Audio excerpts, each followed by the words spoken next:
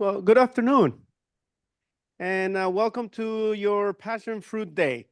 So many of you have heard my passion fruit talk already, since you were one of the groups that first heard it. And so today we are just doing an update. But also, if there are any new members that have not had the chance to see my passion fruit talk, and I'm not sure why, but you have questions about passion fruit, then they're fair game right here. Okay. And more of an update because my work never ends. I keep traveling the world and I keep looking for passion fruit. Some of the varieties that might not be in cultivation, some of them products that are found in Central and South America or elsewhere. And we gotta try them because who knows? It might be something good, it could be something horrible, but it's only one way to find out. And so this is going to be an update of some of my new findings and some of the things that just have been happening even in the last, I think, late December, some of the things that I have here. But we got a passion fruit. So for the member who showed me the plant that was little, and in 1 year it went big, and next year, that's what's going to happen. So very important for the new member, since it's the first passion fruit. Be aware that the fruit and the flowers and fruits are going to be produced in the new growth, which means that if you let it grow to the top of the house, guess where the fruits and flowers are going to be found? So either you train it where you're able to get the fruit, or you can do a little bit of pruning just to keep the new growth in close proximity where you can reach them. So that's really important. So we have just a simple example of a passion fruit that has been allowed to grow, but also brings something very important. Passion fruits are going to grow big. And it has been one of my biggest work to try to clear the misconception from the people that refer to them as invasive and invasive. Like, no, they're not invasive. They're just big plants. If you do not want a big plants, do not grow passion fruit. Or know that it's going to grow big, or you're the smart one, give it its designated space. And once it goes away from that designated space, now you can trim it, prune it, do whatever it takes. But it is not the plant's fault that it has the ability to grow fast and quickly. That's just the nature of the beast. So if somebody ever refers to passion vines as invasive, just slap them and say, no, they are not. They're just doing their job. You are the smart one. You put them in the right place, or give them the room to grow, or just don't grow passion fruits. Question? No, they're not.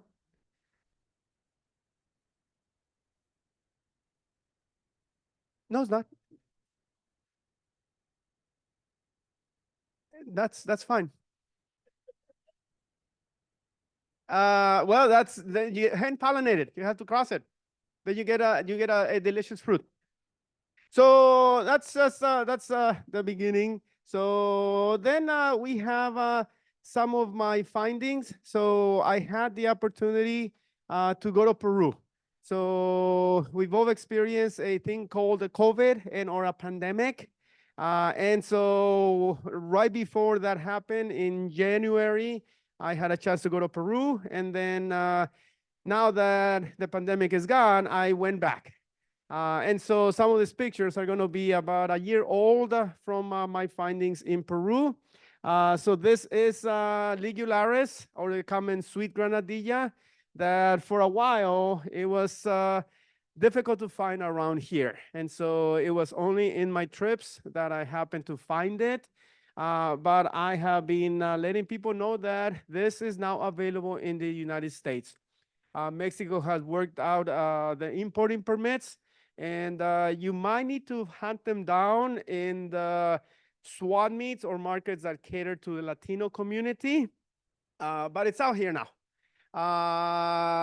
When they first brought it, it was quite affordable, and after COVID, Corona, it's gotten really expensive.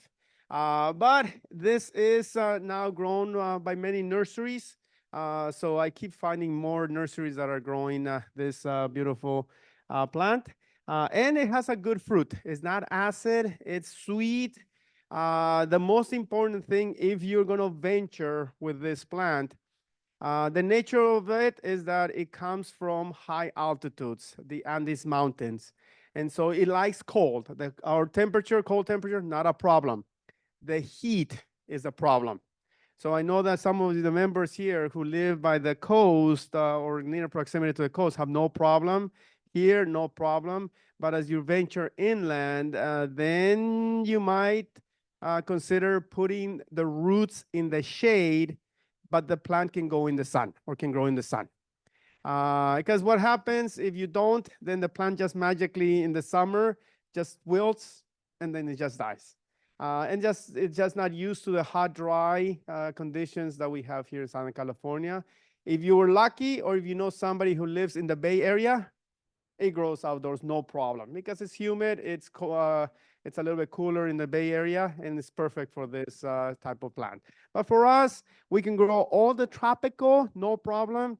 High altitude, yikes. We got to work a little bit harder. And then we have it here included in some yogurt. So I mentioned every product. I want to sample, see if it's delicious as they claim, because that has been my other goal to demystify people who say, oh, this is delicious. Like, no, it's not. What are you talking about? So we happen to find this product in Peru. And then here at H Mart, we happen to find this. And what's more important is going to be the price. So normally passion fruits are going to retail for $3 to $4 a piece. And so when I saw it, I was like, oh, 5 fruits for about $7. Man, that's cheap. So more important is that as I'm looking for the different passion fruits and learning what people have done to them, I'm looking for the genetics from the different parts of the world. Plants were taken out of South America years ago. And so these ones happen to be from Australia. Australia is a big producer of passion fruit. And so I don't know their source of their plants originally, but I want to start grabbing whatever they're offering and grow it out and see, have the genetic for maybe some of my plants. So that's why I grabbed them, and we grew the seeds. And if you go to H Mart, that's where you're going to find a decent price for passion fruits. And then I got some seeds from Hawaii. Somebody brought me lilikoi from Hawaii. And this is a popular brand, Melissa. They kind of expensive, but it's okay, except for this. But they provide some different fruits out there. So the Australian genetics. And in Peru, we had the banana passion fruit. I will be guilty that it's not that good. And because of that, I kind of have never really put any effort in growing this plant here, because it's not that good. Unless you mix it with milk and sugar, you make it into a drink, then it's really good. But as far as fresh fruit, although all the internet says is wonderful and delicious, I know, although everybody out there who reads about them always asks me, I'm looking for the banana passion fruit because I read that it was so delicious. Like, no, it's not. So, but I kept a few. So we grew a few. We sent them out to some happy home because that's the other important thing. I can grow plants, but I'm not 100% successful. So when you send seeds to different people, maybe they have a different microclimate, maybe they have more time to take care of the plants, and maybe they'll be successful so that at least the plant stays alive somewhere. And then we'll take cuttings, then we can bring it back, and then we can spread it to the rest of the people so that we have it around us. So banana passion fruit, I will have it for you in the future. I have small plants that I want to put in the ground. But just know, and if somebody says it's delicious with sugar and milk, yes, it is by itself. No, it's not. And then this have been the yellows or the Frederick. And as I venture into different parts of South America, Brazil has the biggest yellows right now. They are getting some that are like a pound or sometimes 2 pounds. They're getting the record. And they're being selected for being bigger. But also as I keep finding them, whenever I travel, I find them in a market. Okay, let me take a few of them here and there. Let's sample them. Okay, some of them are really tart. Some of them are kind of sweet or slightly sweet. And as I venture into Colombia, I found them sweeter. And so somehow they are being selected for being sweet. Keeping in mind that all commercial production for passion fruits are going to be grown from seeds. They are doing some grafting because of disease problems, but that's a normal thing. But at the end of the day, it's all seed varieties. So they're changing. Every single one could be a little bit different. They just pick the whatever fruit looks good, save the seeds, plant them out, and then they just sell them as they are. So gradually, as they are growing the different passion fruits together, some of the purples, some of the reds, some of the gold, they don't really have a strict guidelines for saving or keeping away the pollinators. Then whatever grows could be something completely different. But this is the Peruvian gold that we happen to find, and some of the products that happen to be in the stores, like that. The juice and pastries. Yes, unfortunately, I have a sweet tooth, so we gotta try that. And even some of the juice that you can find available. If you like the juice, then I highly recommend that you buy the frozen concentrate from Food for Less or some of the other markets. They sell frozen concentrate. Put it in water, sugar, some club soda, and you have yourself a good drink. Or grow yourself a plant, and then you can harvest the fruit and save it for the dry seasons. And then the ice cream. So very, very good ice cream that we happen to find, and some other pastry dessert with passion fruits on top of that. And then this. Like I have never really, I've seen like wine, but I've never seen what is known as Peruvian pisco with an entire passion fruit in it. And for a second, like, oh, how do they get the passion fruit into the bottle? So what happens? Yes, so they have the plant, and as soon as the flowers close, I guess they get pollinated, then they shove it into the bottle and allow it to develop in the bottle until it's mature. And I guess then they fill it up with booze, alcohol, and that extracts the essence that I guess is supposed to be super delicious. I'm not an alcohol drinker, so I just like the fact that I saw something alcoholic with passion fruit, and I've never seen the actual fruit inside a bottle. So that is all brand new products that we had no idea. Only one small winery or place in Peru had it, and so we had to get it. I haven't tried it, but yeah, that's news to me. So if you ever see it around here, let me know, because I'll be interested to maybe somehow try it. Uh, and then we started finding a lot of this. And some of you were asking me, what is the variety that is out there? And I'm going to also caution you with the highly used Frederick. And I'm also going to caution you with the individuals that are adamant about having a variety for everything. Don't. Not everything has to have a variety name. Not everything needs to be labeled. You don't want that glory. So personally, I just say it's a red because honestly, all of them are grown from seed. So even in my talk, I will reiterate that there is no such thing as Frederick. I think that's dead. Everybody sells it as Frederick, and probably the ones that you're getting are seed grown, which means they're not really Frederick. But if you wish to find, for me, it's just a red. And then we have the gold. So you're going to find three main passion fruits. Purple, red, and gold. And for a while, we couldn't find information about the red. The red came in mid-80s. Patrick Worley, a very popular name back in the days for passion fruit. He's the one who introduced the reds.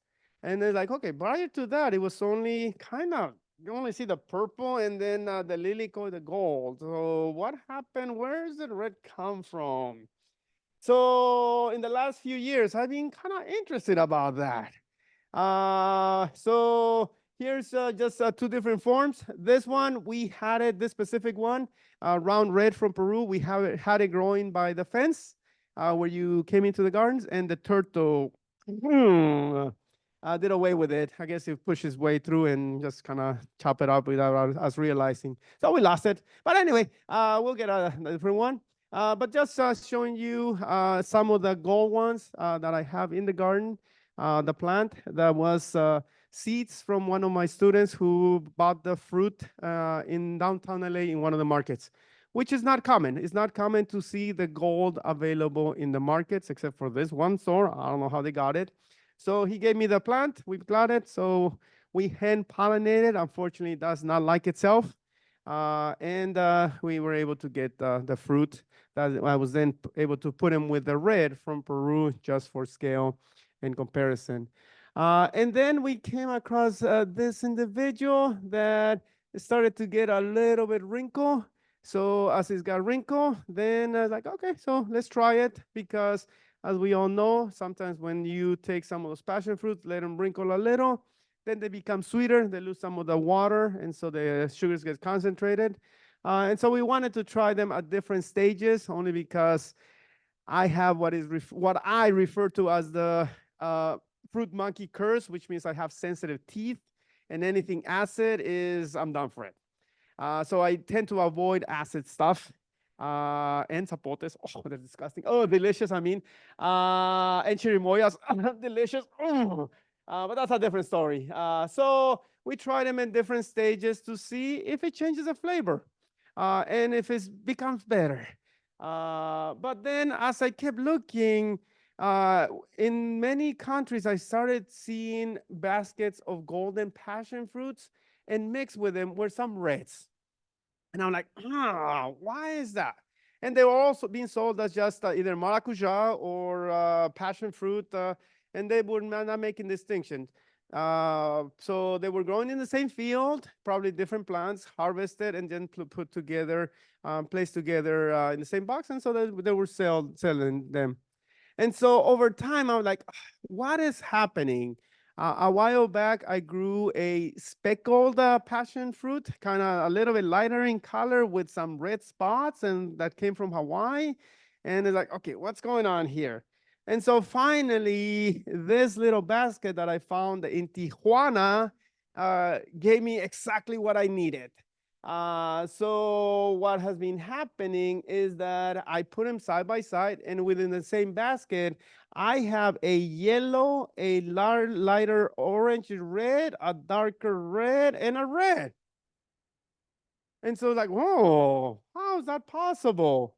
So then we can now theorize that what happened is that there was the purple, and then there was the gold. And as people started growing them together, eventually the reds started appearing. So the red is probably going to be a mixture of both of this, the purple and the reds. And the gold. And as I kept looking in the basket, I found, obviously I have to find them. So here's different shades of reds, going from golden to a little bit red to the red within the same basket. And so inevitably, I have to find out if there's a big difference in the taste and the flavor. So for research purposes, we have to sample them.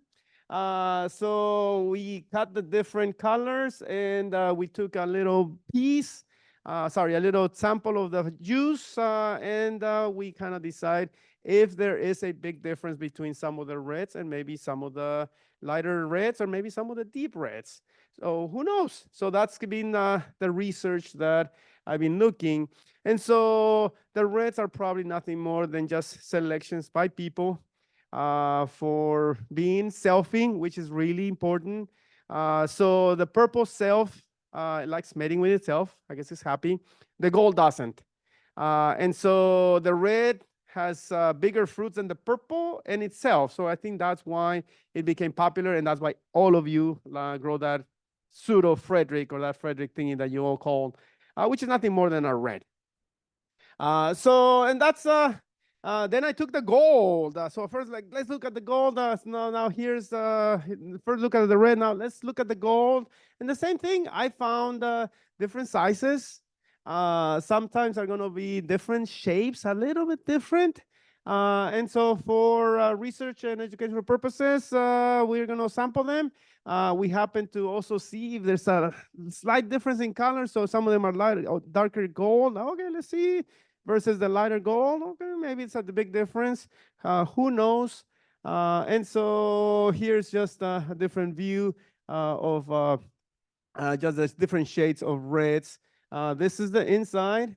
And there's sometimes you find a little bit more space in between them. Sometimes some of them are going to have a lot more pulp. Sometimes they're going to have a lot more juice. Some of the seeds could be a little bit smaller, a little bit bigger. Sometimes the seeds could be a little bit harder. Some of them are softer. So we're testing all of that information so that we can finally find the perfect passion fruit someday.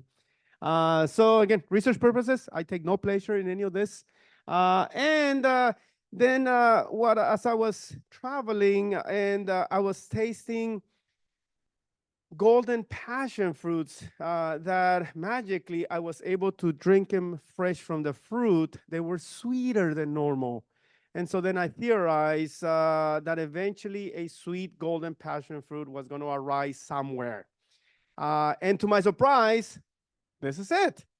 I didn't pay attention at first. This is in Westminster, Orange County, yay. I came across this basket.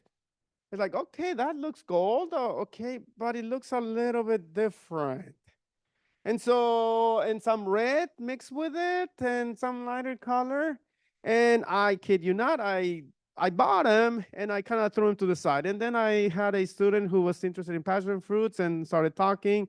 And then, oh, you want to sample some? Oh, here, I have these ones right now. And when they sampled them, they said, this is really sweet. And I said, no, it's not. This is the gold passion fruit. This is not supposed to be sweet. No, no, this is sweet. Try it. And I did. And it is sweet. So hence my theory, I was theorizing that eventually a sweet gold was to arise. It's already out. So I happened to grab it, and I'm gonna point out some differences. Notice this new sweet variety is not shiny. It's kind of dull. When I compare it to some of the ones that I was growing here, that is the typical gold with a very shiny skin. And as you look around, the new gold is kind of dull. Here's just for scale in a regular form, and a few of the other ones that are not. So then what happened here is that, again, we can theorize. What happened here is that we started with a purple. We crossed the purple with a gold that gave us the red. And somehow the red has been slowly taken away to now we have a gold again, but it has kept the sweetness of the red. And now the color of the gold. So it's going back after all these crosses, and now we're taking away the color red and the color purple, and now we have the yellow, because that will explain why this is the sweet gold, and on the outside, it looks exactly like the red Fredericks that you're all growing, kind of dull, not really shiny, like the golden passion fruit. So that's when, like, oh, you look a lot like the purple, you look a lot like the red, you don't look like the normal or the real yellow. So since then, this was the first time that I saw it in a market in Westminster. And now, a few months later, I have found the same fruit in a swap meet for Latinos. So now it's in two different places, very far, not far, very far, but within some geographical distance from one another. So somebody is growing this. I have the plant, so I kept some of the seeds and I've been passing them around. You are unlucky, I gave them to the West LA chapter. But I have the plants. I kept some plants. So in the future, if we can get them, we'll start getting cuttings and send them your way. Because I think this one merits a lot more interest, and especially for me, because unfortunately, I have started seeing a lot more plants suffering from soil infections. That the gold one is resistant to it, but the red and the purple are not. So this could be an easy way for us to still have passion fruit, even though the disease might be killing some of the reds and the purples. So if you have a red purple that just magically wilts and dies, it's probably that infection from the soil. So that's why this was a big interest for me, so that we can still have something sweet as a passion fruit, but now golden color and hopefully resistant to those diseases. Uh, but this one is Ruby Glow. So you have your Ruby Glow. So one of the members has one. Now the one that was brought over. If the members present here can look back, that's a small fruit. So this is a fully grown fruit when you hand pollinate it. Okay, so yours, you did not do that. You failed. You might have a little bit of pulp, maybe enough for you to sample what it's supposed to taste like. But next year, if you hand pollinated, this would be the typical size. So there it is. And I can also tell you what you probably have, unless I can verify it. Unfortunately, some of this Ruby Glow have also been hybridized. And what I grew as the real Ruby Glow has an even bigger fruit than this. And I grew that as my 5th passion flower, and we're looking somewhere in the 90s. So I am going to be in the lookout for the true original Ruby Glow. But what I've seen the nurseries selling right now, it's a Ruby Glow hybrid. So we'll stay tuned to that one. So you probably, again, unless I verify it, you probably may have a hybrid. So, but I don't know. But yeah, it's you have to hand pollinate it with the common blue passion flower, and then you can eat the pulp.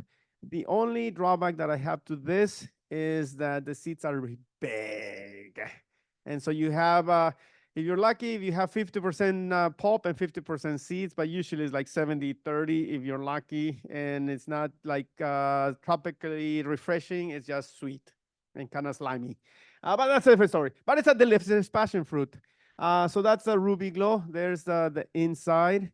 If you get a chance, you should try it. It's not that bad. And here's when I took him to Ricardo's nursery. So he's the one has big one and hand pollinates them. So I took my red one that I got from Peru, compare it to the Ruby Glow just for scale, and then a different species right here that I wanted him to try. That happens to be actinia, a different form. And here's just to see and compare the inside of the fruits. And there's just the skin for those individuals. And just for scale, when we took him, I got the Ruby Glow, and I have my red from Peru. I have my gold from the market downtown LA, and I have what most of you grow as the standard commercial Frederick right here, just for scale. And here's just some holding them for you to see the size in scale with my hand. And then in my trip to Peru, we happened to find this one. It's like, whoa, that's a new one. That's different. I've never seen it. It was growing, hanging over a coral tree next to the road. And like, oh, let's get it, let's get it, let's get it. So public area, so we grabbed it. And then we kept looking, it's a flower, flower, flower. And we finally see a flower. Like, oh man, we gotta see the flower. I gotta see it. I gotta photograph it and everything else. So we were brave enough. We asked the lady, hey, can we go and look in the plant? And so sure. So we were able to go in there, and we got the flower. We saw the flower, and the lady was kind enough to let us have whatever fruit we want, because kind of the plant came out by itself. So we were very happy. This is a new, I'm not a new, I was not aware that this was in cultivation. And so it's new to me to have see it in Peru, and we were happy. So it's sweet tart, but more on the sweet side. It is good to eat fresh, and then it just has those speckled color, which is also common in a few other passion fruits that I've grown. And then it was in the markets. Like, and that's the very most difficult part. If you ever travel, you know that finding that plant for the first time is the most difficult part. Then as you turn the corner, oh, here's acres of it. But that one time. And so we stumbled upon this little town and it was available for sale. Once again, there has been no literature, nothing in the literature about this being commercially or even grown cultivation. So we saw it, and yes, now we were able to purchase a little bit more. And now I have the opportunity to pick some of the bigger ones, some of the smaller ones. So there they are. I think that's in the different one in the background. So they had them in little cutie bundles. And we were picking out on this fruit. And then next stop, oh, it's available here as well. And now after that, for the next few towns, everybody had it. So I was very happy, and I kept buying some from here and there just because I don't know if it's one person who's growing one genetic individual or it's going to be several growers who have different genetic lines. I don't know. So, and then here's the next one. So here's the fruit when I started to photograph it, and there's the inside. Not juicy, but it's very good flavor. And here's as I started finding the different sizes, shapes, and the seeds. The seeds were planted, and I've had 0% germination. That's the most difficult part. To actually be lucky enough to have to get one plant. I would settle for one plant. I'm estimating that I planted about 3,000 seeds. And I can show them to you later on if you want to see the trays. 3 seeds to one of those cells. It's about 12, 15 trays. What's my percentage? 0. Because I'm dealing with something that I don't know, but I'm not giving up. So we're not throwing them away. We're just going to give it more time, and eventually we'll get it some point in at some point or another. Which brings me to the other wonderful comment that I always get for people request. I want the most delicious passion fruit in the world. Like, yeah, me too. Tell me, how do I get it? Sometimes I'm gonna say Lady Luck needs to have you need to be kind with her. And or sometimes luck or maybe you get the right seed. But in this case, brand new plant that we have no idea. I have nothing about it. Just have not had any good luck with it. But we'll keep trying. But 0 success. And then in Peru, we got the giant granadilla. So is anybody growing the giant? And you have it? With a certificate of authenticity? That doesn't help me because there's a lot of other hybrids that are with a certificate of authenticity.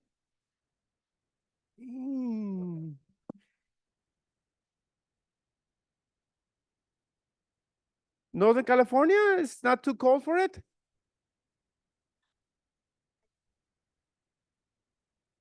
You have to hand pollinate it. So there is a big one, whether it's still there or not, in Westminster that has been fruiting. So does it grow in the OC? Yes. It's tropical in nature. So what happened in this trip, this was January of last year. Now it's January of last year. Yeah, January last year. There was that political thingy happening in Peru. Political thingy, like happens all over the world. So we were going south, but they closed the roads. They put like rocks on the road. So now let's go north. And we happened to go away from the Andes into the tropical center of Peru, which is where this one was growing. So we just changed the climate and found different passion fruits. So I would say next time you purchase it, get a certificate of authenticity. I always give a certificate of authenticity. It certifies that you're actually getting the right plant, the right species.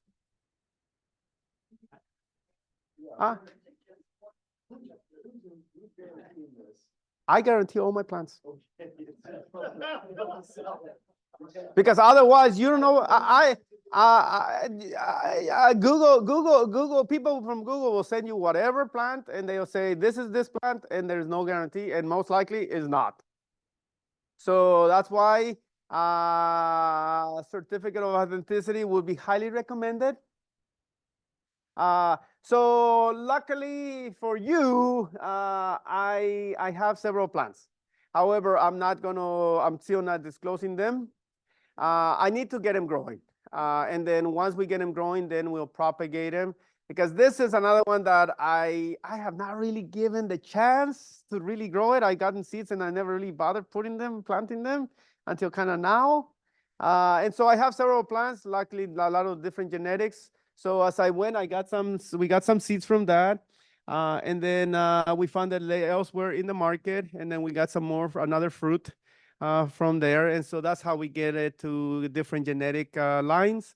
And there's the pulp, and it is really good if you get a chance to try this one. So in the future, when we get it growing and big enough, then we'll take cuttings and make them available. Because this has been one of those plants that people talk about it, and I look for it, and nobody really has it, but people talk about it and brag about it, but they don't really have it. So that's why, certificate of authenticity.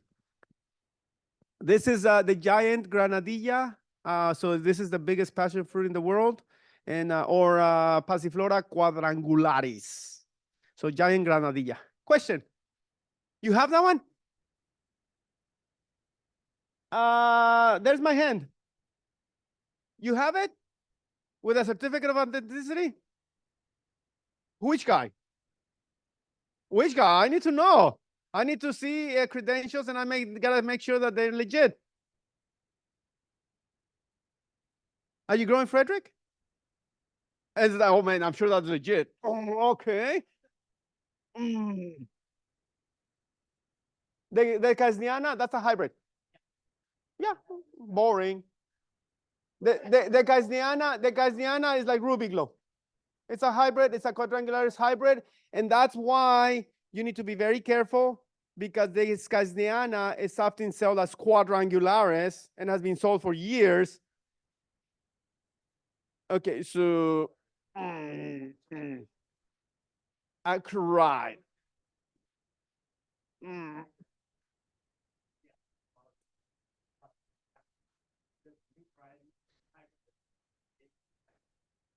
A hybrid. How do you know? Because this is from Peru, and I had it from Trinidad and Tobago, and I've had it from Colombia, and I've had it in French Guiana. Are you telling me that yours is better than those countries? That doesn't tell me anything. So the only way to make sure that that is legit, put it right here.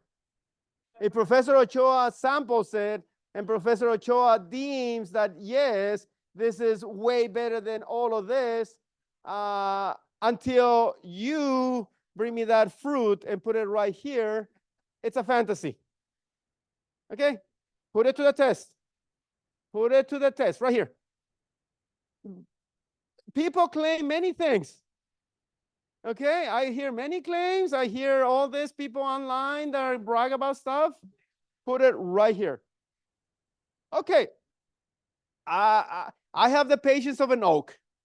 Okay? If you tell me 5 years from now, hopefully I'm still alive, put it right here. Until then, you are living in a fantasy. Okay? I'm so sorry. I have to be honest. Huh?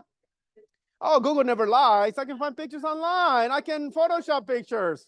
That's just. I'm a plant geek, and I can still Photoshop stuff, even though I'm a plant geek. That doesn't tell me anything. There's that quadrangularis that is very phallic. Like, you gotta be kidding. Like, come on.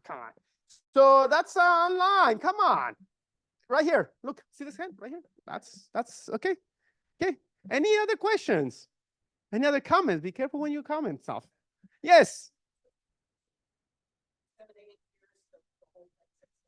It's an average lifespan. So I know people have had it for longer. I've seen plants where the stem is really thick. Usually, I would say at about 8 years, you might think about if you really like that plant to initiate cuttings, so that in case it does happen to go to passion flower heaven, then you still have the same individual. Question?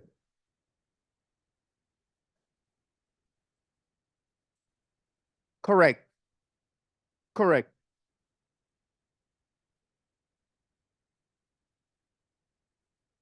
That is what they're doing commercially. So it's called Fusarium wilt. It was a problem in California years ago, and it is a problem in South America in commercial production, and it was a problem in Australia.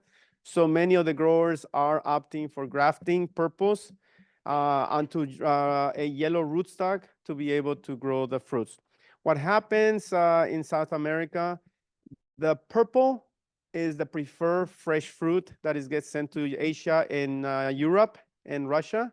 But the gold is the preferred for juicing and concentrates and for making food. So there is more value in the fresh fruit because you're paying $4 for one versus $2 for the concentrate, which is more, but their value for South America is in the fresh fruit. And so that's why they have to keep trying to grow that purple. And so they can get them to grow by grafting them onto the gold. Unfortunately, we do have the issue, and I have seen it a lot more prevalent in the last few years. So that's why I'm happy with this one, because hopefully it's going to have some resistance to it. But if you start noticing that you plant a passion fruit and just all sun magically starts wilting and dying, then most likely it's probably that Fusarium wilt. Question? Oh, we don't do that. Like that multiple in one? Why bother? Then I'm so sorry. So potentially you can put as many as you want. More when I graft them, I usually put more than one scion onto a same rootstock just so that I can have insurance. I don't. We do not engage in those Frankenstein plants or like the 5-in-1 fruits because it's going to be way too much work because the more robust passion fruit is going to win. And honestly, I don't think anybody has found it. I'm sure it's possible, but right now it's just a 1-to-1, one golden rootstock to one purple scion for commercial production. Question? That's a media a media ingredient. That's up to you. I don't use it, but if that works for you, if you speak to anybody here, we all have our own mixture. We all love this one and we hate that one. And you speak to everybody else, we all have our own preferred media.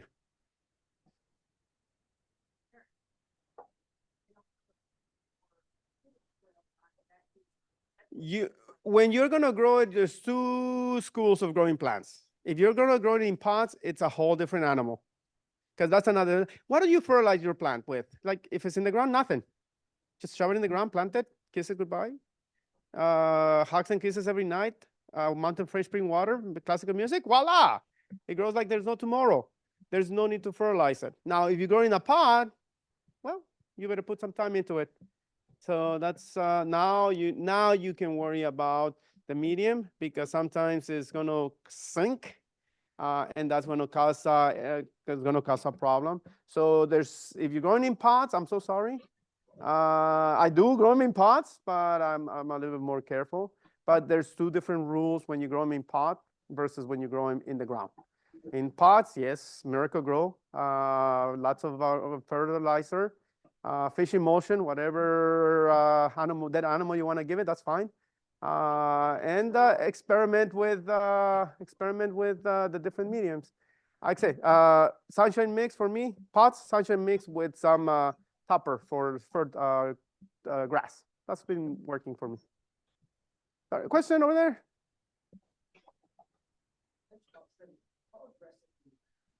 So here's what I would recommend.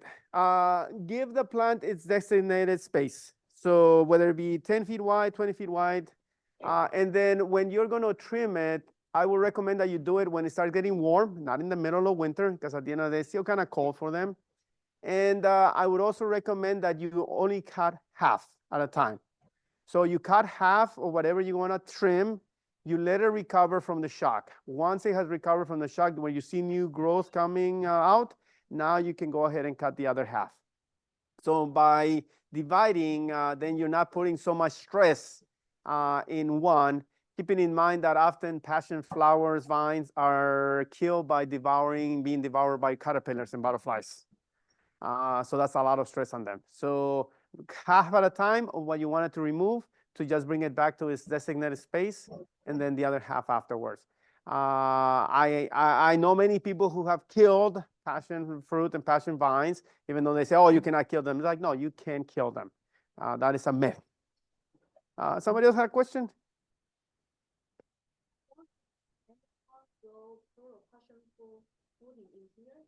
Which one? Yeah, you mentioned about before. The Peru passion fruit? The wish. No, this is just. That plant and fooding, because 6 years ago I was bought the passion fruit in the supermarket, and after I germinated, then they grow. It has go about 4 years, never flowering. So I saw they are. Are you giving it hugs and kisses every night? Tender loving care? Mountain fresh spring water? Well, then what do you expect? I'm gonna caution you more, not this ones. So I'm gonna caution you more with all this inbreeding of all these Fredericks that are out there, because I have had now folks who tell me I had this big plant and I've had 0 fruits and 0 flowers. Well, sometimes they don't, because they have now been inbred. So I have some seeds for you later, so of different genetic types. So then try those and see what luck you might get from them. But if you have already grown it for 4 years and you say, I have not gotten any flowers, then you might just chuck it and then try a different kind. Because it is possible for them to be inbred so much that they just will not flower.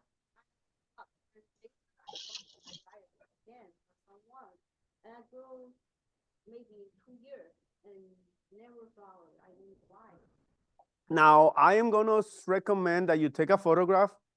I'm getting the feeling that you might be getting some hybrids.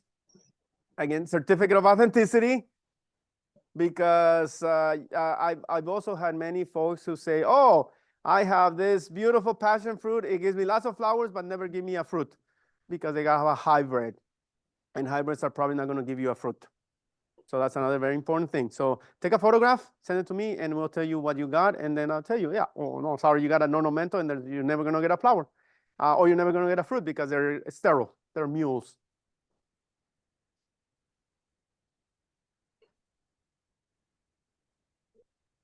So again, in a pod, you have a lot of variables. If the plant is starting to flower and you go on a trip and it dries out, it's going to abort the flowers. And it's not going to produce them. So in a pot, it's going to take a lot more care. In a pot, if you water it too much, it's going to abort the flowers. In a pot, because the roots are above ground, they're going to be subject to colder temperature rather than being protected below the ground. And it's going to abort the flowers. So there's many variables that could have happened that you don't realize that was stressing the plant to the point where it rather abort the flowers than die. They're tropical plants, correct. And the shade house for no sun in the cold? They grow well. The plants grow healthy and well, but never fruit flowers. Then I'm going to recommend that you put them in the ground and put them in full sun. A lot of these fruiting forms, the big fruiting forms, if they can grow in full sun around here, it's going to be better. So there is also the possibility that you may grow them in way too much shade where they're not gathering enough resources to produce flowers. So that's another possibility. But get it in the sun and see what happens. Question? No? Right now, it's warming up, and so they're actively growing. So right now is going to be the time. What I'm going to caution you with specific passion fruits, like the sweet granadilla, they're going to be, as the stems get older, they're going to become hollow. The edulis forms don't have the problem, but sometimes when you're going to be doing cuttings with hollow stems, they don't like it. And so you're not going to be successful. But if the stems are solid, then you should have success in growing them from cuttings. So then over there and then over here. Go ahead. Panama Red is something that came from Logis. It's not really an acceptable variety. Like I said, there's a lot of people that just name plants. And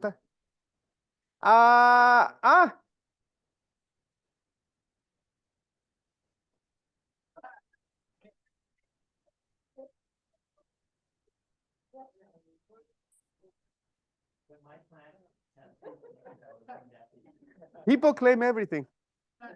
I bought some seeds from this other nursery that they call it Mike's Wonder, Mike's Supreme. They gave their own names. I got some seeds from them. 0 germination. And like this is just nurseries making up a name to just sell the thing. Panama Red it only comes from Logis. Logis is the only one who has the Panama Red, and I've grown it. I had the fruit. I think it was eaten by a possum. But I would be surprised if it's any better than what you guys are growing as the false Frederick. I would be very surprised. But hey, right here. Okay. Take the pollen, put it in the stigma. 6 in the garden. So I talked. We mentioned that in the passion fruit talk. So with passion fruit, because the pollen, the stamen is very big, you can just take the stamen and take the pollen to the stigma of the other flower. So there's no real like this brush thingy or this other thing. Like no, just rip, boop, boop, boop, done. One pollen, one anther for flower, so that you can pollinate about 5 flowers with one individual. Usually, if I need to stretch it, I can do 2 or 3, but I'd rather have like one specific anther per flower so that I ensure that I deposit enough pollen to get me a fully sized fruit.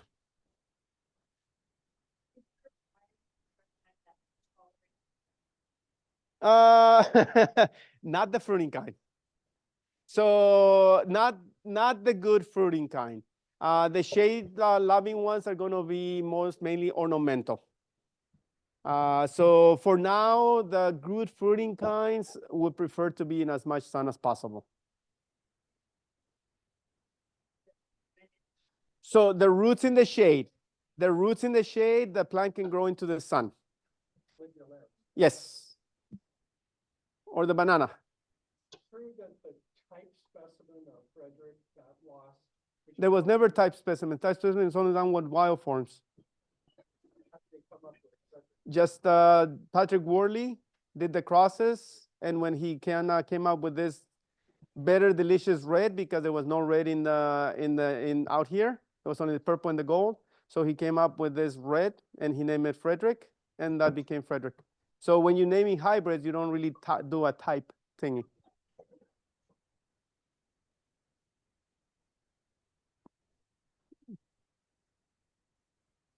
Nurseries are selling reddish type things for as Frederick, period. Home Depot sells Frederick with a ornamental flower. Are probably a certificate of authenticity, please. I know, of a red. then the picture never lies. I would say you have a 99.9 chance that is not the real Frederick. Like I said, I think the real Frederick is dead. I don't think anybody has kept it alive. The actual real genetic cross that Patrick Worley did in 1984-ish is dead. Type specimens are only for species? Correct. Correct. So the very first collection for that species that becomes a type specimen. Everybody calls everybody. You can make a variety. You grow an avocado from a seed. You can give it a different variety, a new variety name. Correct. But at the end of the day, ideally it should be different than the parents. But an avocado tastes like an avocado. So I don't know why everybody keeps renaming them.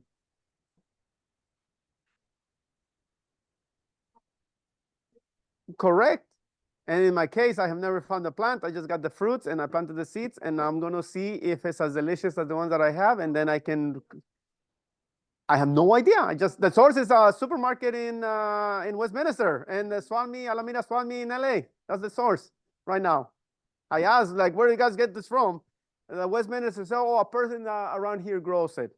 I don't believe it. And then the supermarket is like, oh, we're getting it from somewhere else. However, Ricardo Nursery has been offering what he calls Taiwanese yellow, which apparently is a sweet yellow.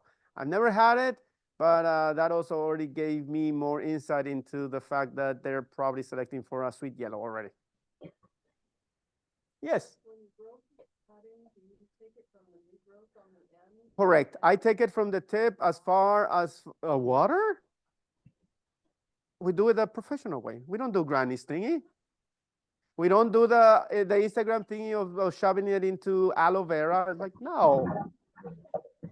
Now that I see Instagram, no, we do it in a rooting medium, and then we use a rooting hormone. So there is a little workshop that I did online to the other Aussies refer growers. Okay, the South Orange County. Okay, okay. So the other okay, so some other group somewhere over there. We did it through Zoom and we recorded it. So if you want the link, I kind of explain how do I propagate passion fruits and the media, which is 9 parts sponge rock for rooting. And 1 part peat moss, or you can use the coconut core if you wish. But that is my rooting media, and that's also what we do here in the class. So later on, if you wish to see our cuttings over there, you can show them to you in the rooting media. Or if later on you wish to have a workshop and training on how to do cuttings, we can probably host you back here for a hands-on practical workshop on propagation. But that would before your plant sale. So you have products. We teach the class in the fall and the spring. So for us, because of the greenhouse, we're able to get away with it. But we can do it almost anytime. Ideally, it's going to be early spring because that's when the plants are going to be actively growing.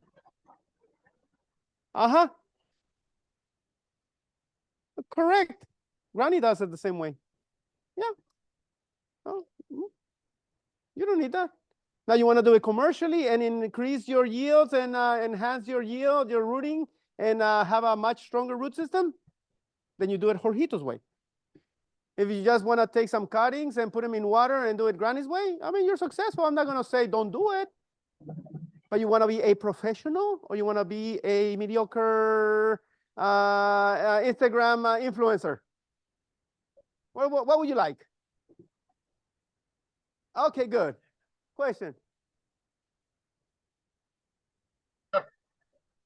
I go from the tip back. Yes. And then once it starts getting really woody, then I stop. But you do tip cuttings, and depending on the length of the vine, I go for 3 nodes, depending on the length, or 6 to 8 inches. And then I root those. Children, children, please behave. Are you gonna get in detention? So my rooting medium is 9 parts or 90% sponge rock. or perlite, Spanish rock perlite, whatever you want to call it, and 10% or one peat moss. That's our last slide. No? Okay, let's get back to the slides, I think. Why? This is question and answer. All right. So okay. Like I said, hey, this is your time. I'm here the rest of the day. Don't worry. Uh-huh.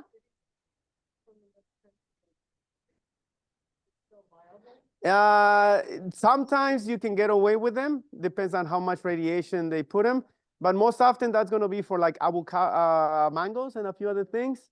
Most of the depends on where it comes from. It's the treatment that they're going to give because of specific pest. So the only way to see is to try it out. Because sometimes it does kill it if it happens to hit the embryo. Or sometimes if it just doesn't hit the embryo in the right direction, then you can have viable seeds. All right, so back to the giant granadilla. So there's Peru. And then this one is another one. This is Nitida. And I saw it for the first time many years ago in Brazil. And then I happened to also find it in Peru, kind of growing wild. And this is another one that I got the seeds, but I never tried it. Luckily, I have two plants like that. So this would be in the near future, something that we can definitely bring in your way as a new passion fruit to grow. It is tropical, so it likes the warm heat, so this will be perfect. And it's also really good. So that's also really good. So Nitida, and I don't think there's a common name. And then some of the wild form. So right somewhere here, there's a passion fruit that we found kind of growing wild. There it is. So we don't really know what this is. So we found it green, and we keep traveling. So sometimes we have to cut them when they're green. The other thing that you need to be very careful when you're going to be purchasing seeds online, the seeds have to be at least brown color or preferably black. Because sometimes when they're going to be white in color, they're immature and you're not going to get anything. And I have purchased seeds like this is a ripoff because they're all dead. Then I'm not going to get anything. So sometimes when the fruit is green, as in this case, the seeds might have not been mature enough. So if we're there for a few more days, weeks, we cut the fruits because we're not going back. And then we put the stem in water and give it the chance to hopefully mature the seeds. In this case, by about a week, it turned color. So that gave us a good hope that some of the seeds will definitely be viable and mature. So then we opened it. It wasn't that good because we didn't have time to mature. But I mean, there's hope. And then, so here it is growing also just out from the trees. We happened to find this one, another wild type from Peru. And the same thing, it was green, but we got it to mature in about a week. And we got some of the photographs from inside. And then we kind of stumbled upon this one, also high altitude. This is actually not good. But anyway, there's a different passion fruit. And then I have this, which is a hybrid that I kind of created from two different individuals. If you want cuttings of this as a test run, I can give you cuttings. You can try them at home. But this is really good. It's sweet. It has two parents, one's from South America and one from Venezuela. Okay, two from South America. But it's a hybrid that I created. We don't name things, so we don't care about that. But if you want to try something different, this can give you a good opportunity. And so there's the individuals, and the inside is sweet and it's good. You want to try it. And so in Peru, these are some of the cultivated and the wild forms. So some of the ones, the tray that I showed you with the plants, I think came out of that fruit. And the others, we're still working on them, including the giant and the sweet and some of the others, the golds that we found in different forms and shapes. And so there's the inside for scale. And here's in Tijuana when we have the sweet granadilla. So again, you find those in the Swan meat. So if you have never had it, just look around. You'll find it around here. So we take the seeds whenever possible. And here's in Tijuana. This is Christmas break or New Year's break. So just last December. There was some kind of greenish ones. Okay, fine. And so we have some gold ones, and we have some big ones right there. And we also happen to find a box of kind of some that are kind of mature. Once again, the reds mixed with the gold, mixed with everything. And we happen to get a bunch of those, some reds, some green. And all right, now it's time for testing. So we took some of the gold and we evaluated them, including the seeds. And we once we sampled them and picked the best of those, the category, that category, we picked the best. Then we put that one to the side, and then any of the pulp that was left over, we got it to that. So that's from just a few fruits. So that's the pulp, and then we took the different reds that we got. We sampled each and every single one of them, picked out the best tasting red, and then we did the same for the different gold that we find. Notice different shapes, some of them oval, some of them more egg. So we're looking at all of that as well. So there's the shapes, kind of egg and oval and round. So we did the same thing. We picked the best of the gold, and we put that to the side. And then the pulp, we took it out, extracted, and then we have that for later. And there's just one single bowl from the gold. So again, yields, how much yield in the red versus the non-red. And so once we got the best of the best, then we evaluated them together. So now out of these three, that was the best of their own kind, so we have a winner. The nice thing for you is that I have seeds of the best. So we'll give you some seeds later on of what we found to be the best, fresh with a certificate of authenticity. And so then from that, we have the judge, an independent judge that chose the best, the sweetest and the flavorful. And I will agree. So that was the best red, so big red. So we have seeds of the best for you as well. So then we kind of did a deal that I was going to pay 100 pesos for the seeds. And when she started cleaning the seeds, like, nope, I don't want this job. So my employee kind of dropped off. So she didn't mind sampling the fruits and tell me if they like it or not. But then once it came time to the work of the seeds, and like, yeah, no, it's too much work. But yeah, that is the best large red that we have, that we found. And so here's, then we took the pulp, and then eventually we got the seeds out of there. And that's the runner-ups with all the pulp. And so the gold that you have in the greenhouse is going to be the runner-up. So that's why you can take as many seeds from the greenhouse in the jars. The other ones, I have them in envelopes already. And there's also like a purple in the greenhouse. That's kind of the runner-up. So you can take as many of those as you want. Because again, the runner-up, again, you can have something better. And then we got the juice out. So yes, we are fresh passion fruit juice. And then that's the last slide. Because at the end, again, my little niece, great niece, never had it. So like, okay, now mix it with water, now put some sugar on it, now taste it, make it taste good. So then it became good. Question? The process for cleaning the seeds.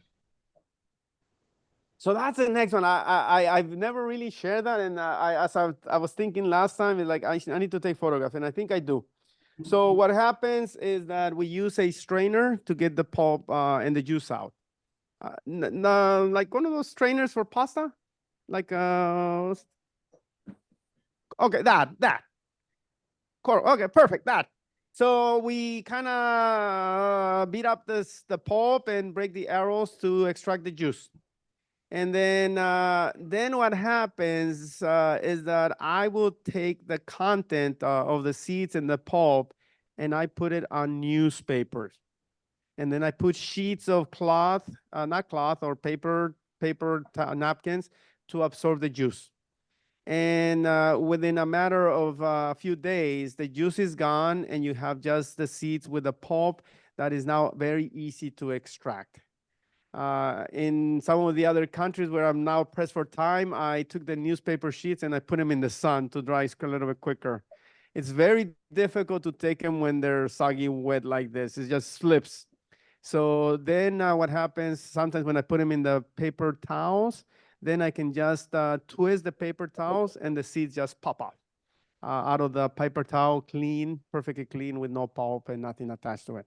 So it's kind of drying them out after I got the juice that it just becomes a tedious work. But that's, for me, that has worked well. I know there's other methods where people put them in blenders where they cover the blades with some cardboard to just slap them around and break the arrows. But I don't have a blender when I travel, so I just have newspaper. So I stop by and get newspaper wherever I find it.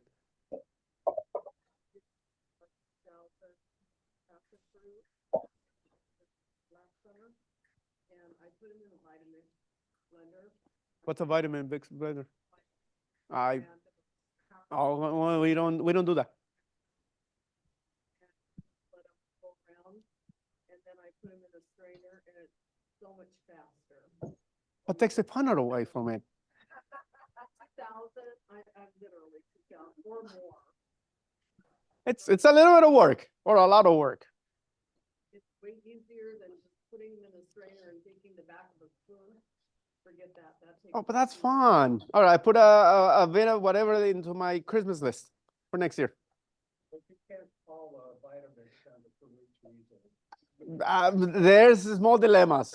We'll work around it. We'll hire a llama to carry you for me. Any other question?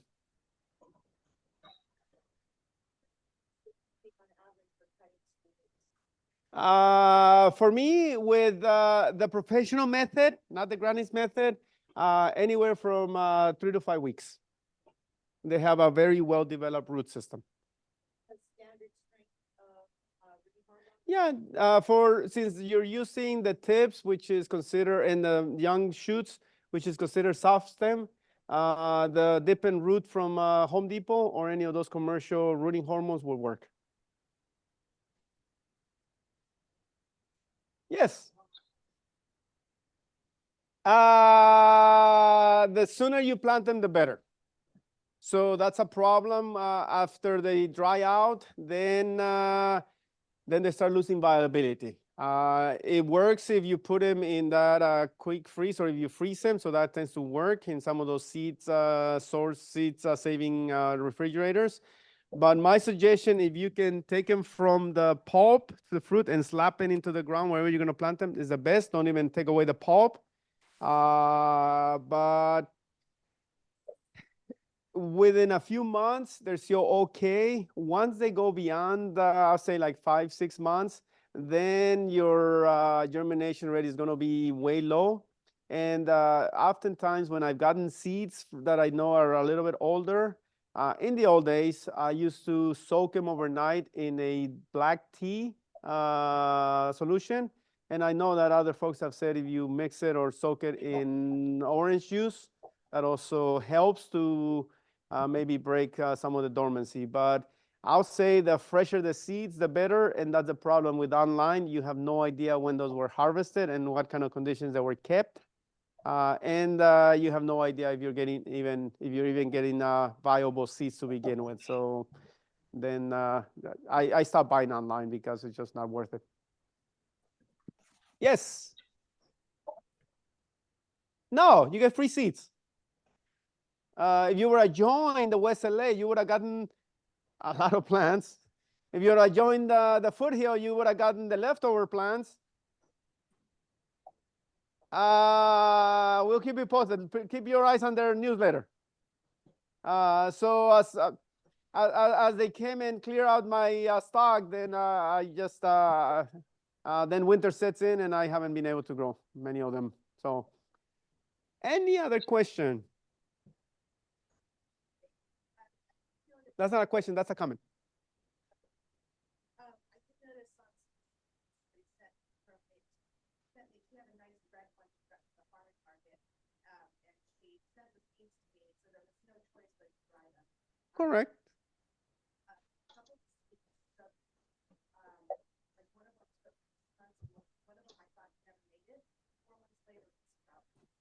That correct.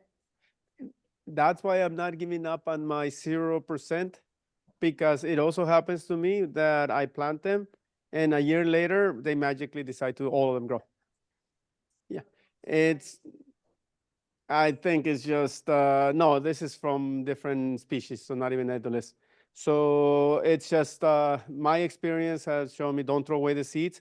Or sometimes what has happened is that I give up on my tray and then I dump it. And then I come back couple of weeks later and I see all the seedlings right there. Yeah, so that's normal. So somehow either they're unhappy where they are or they don't like me and they just give them some rough loving, as I say. And then all of a sudden, here we go. So it's normal. That's why I'm not giving up. I'm gonna keep him for another year if I need to, and then I'll probably put him in the ground where I know, just so that I can keep track of him. Because all I need is one plant, and then I can figure out which is compatible with it, so that I can get fruit. So one.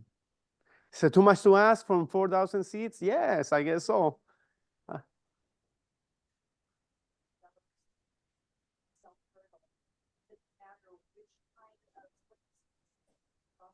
If you don't care about growing the seeds, you just want the fruit, then no. Sometimes if you have several kinds, to ensure that you're going to be successful, you can do a pollen cocktail, so that you're just going to deposit that, and that ensures that at least one of those are going to be able to fertilize it. If you're trying to grow those and have like type, then you can definitely have to use the same species or just a different genetic individual. But just for getting the fruit, when I sample the fruit on some of these new plants, I only have one. I cross it. I only want to sample the fruits. I don't grow those seeds. I'm not trying to get hybrids, so I just want to sample the fruit and record the size and everything else about the fruit. But I don't care about what happens afterwards. From the time you collect the pollen, how long before you have to use it? I do it the same day. So I go from flower over here to flower over there. Now you can freeze the pollen for a few days. And so then you let it thaw out for like about 20 minutes before you deliver it to the stigma. And then it works. Same thing, I think, for dragon fruit, it works the same way. But I don't have time for that. You know what? Here's the flower. Whoop, here's the plant. Okay, here we go. Boom.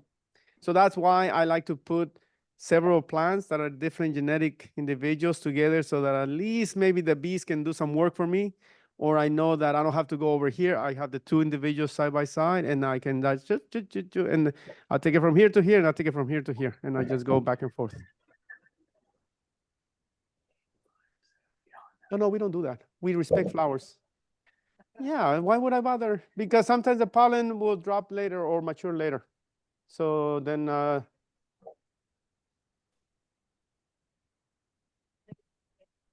correct, but sometimes the female is going to be receptive before the pollen is shed. So that happens a lot with them as well. So no, I just wait. And I think the problem that the member back there was having is having two individuals synchronize the flower. You have flowers, beautiful flowers, but nothing to pollinate with.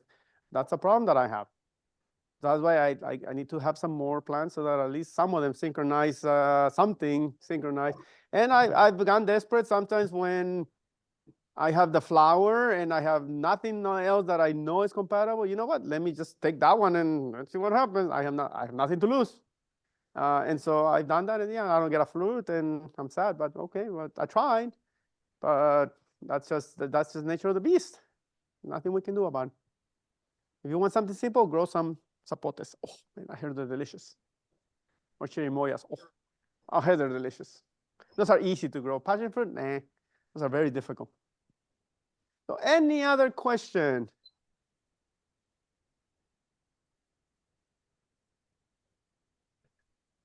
All right, so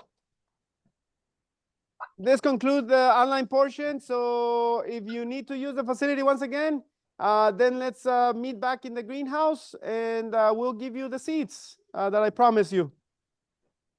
And then from there, you can explore the garden, or if you need to head on back home, then you're welcome to head on back home. Like the cutting from the Venezuela one.